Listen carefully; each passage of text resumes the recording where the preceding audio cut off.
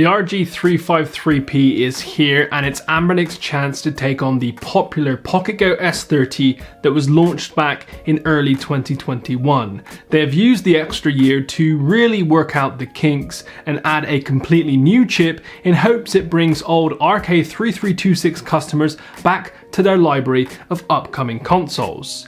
It's likely we'll also see more of this chip in future affordable handhelds, as it does add an extra performance bump which many of you may be wanting, especially if you're sitting on retro handhelds from 2020 and beyond. You may also be wondering why I haven't reviewed ANBERNIC's RG503, their previous handheld. Well, to be completely honest, it was beyond terrible, and on top of that, I've been stacked with writing our upcoming book, which is called A Handheld History, which is still available to pre-order should you want to, and it launches in August. I really wanted to hate the RG353P because of ANBERNIC's recent history of blacklisting creators and the expensive $140 price tag, but I just can't. Let's take a look at why this could be a nice little snag for those of you in love with the handheld's design.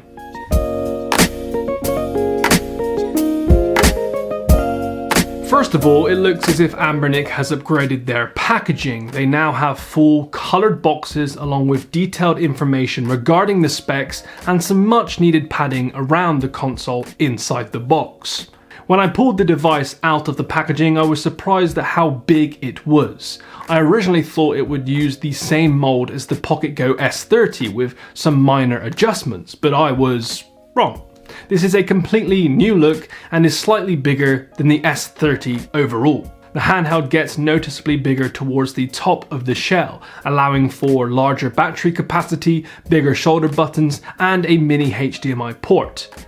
I will say it's very thick at the top, but that added weight does add to the comfortability in some way I do not know.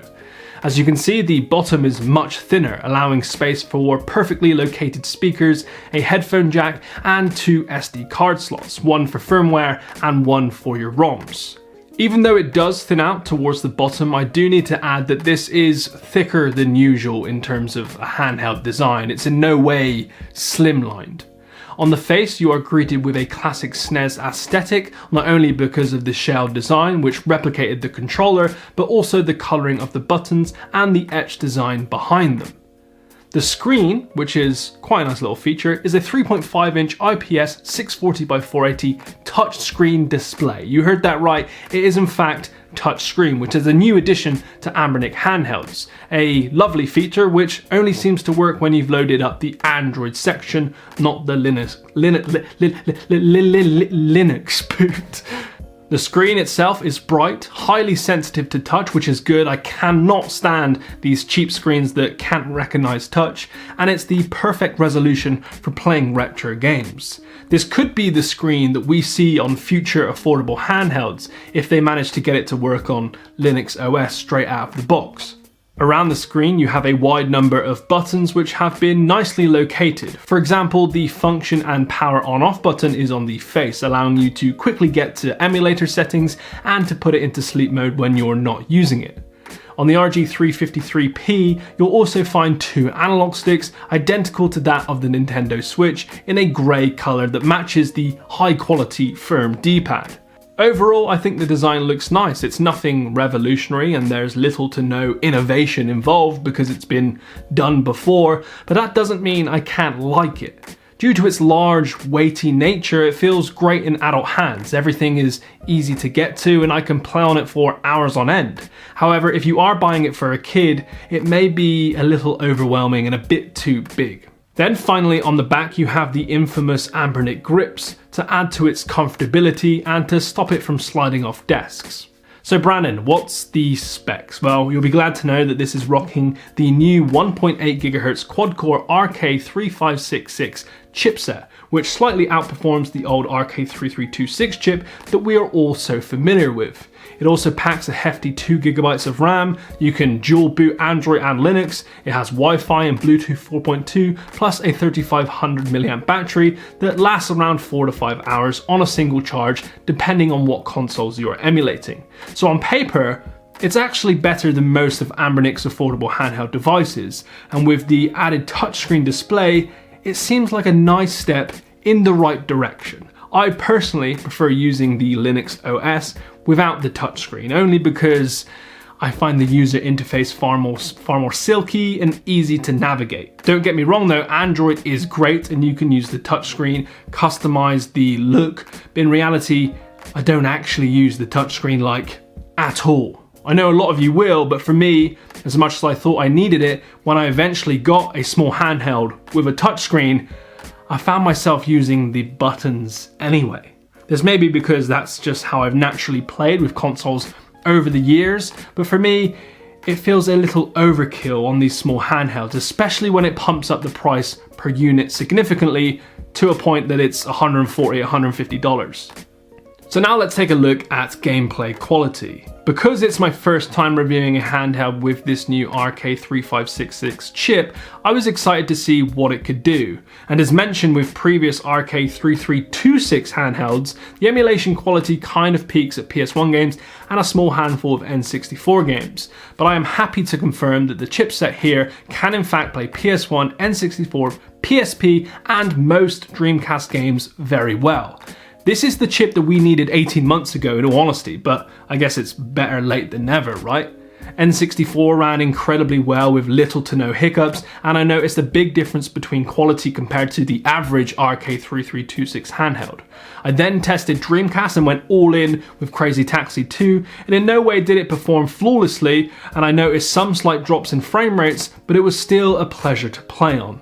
So I think, from my testing, that larger Dreamcast games, is the limit for this device, seeing as there were minor hiccups, which, to be honest, is what I expected from this chip. All of that power inside this little device is great, and as years go on, these smaller handhelds will grow with power, which excites me because it's 2022 and I can play Dreamcast games on a handheld that fits in my back pocket. Just awesome. For your smaller games, the 4x3 display is an absolute pleasure to play on, and I experienced very little problems with crashes, audio bugs, or screen tearing.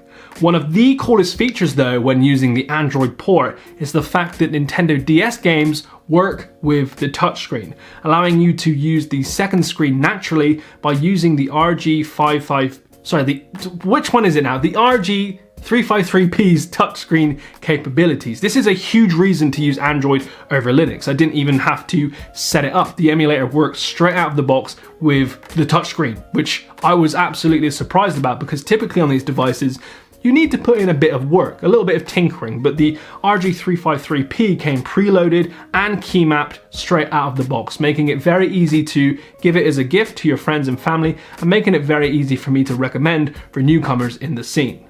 Your older games like Game Boy, NES, PS1 and others will work well on here too. It has plenty of RAM to power through older emulation. Even PS1 and PSP games worked well. So it makes this handheld a reliable purchase for those that want N64 and Dreamcast emulation without having to tinker around with settings. The Linux OS is even easier to understand too, should you want to give this to a child or someone who perhaps doesn't want to mess around with the Android UI. At $140, it is slightly more expensive than your current RK3326 handhelds, and seeing as the build quality is on par but has the addition of a new touchscreen, I do think it's priced reasonably, which I was surprised about because, as mentioned before, ANBERNIC has had a bad few months with product launches. I recommend the RG353, goddamn, there's so many of them now. I recommend the RG353P for those that have an RK3326 handheld and want a little power bump with a cool new shell. Should you buy the device primarily for the touchscreen? No, absolutely not, because I barely use it, even if it is a nice feature. They've also designed the product well too, packaging up good build quality with great comfortability, average battery life, and a new processor that can handle N64 and most of your Dreamcast games. Not bad, ANBERNIC. It's definitely not your best product, but you pulled it out of the bag, which is much needed because the community and myself thought the death of ANBERNIC was just around the corner. You saved yourself. For now.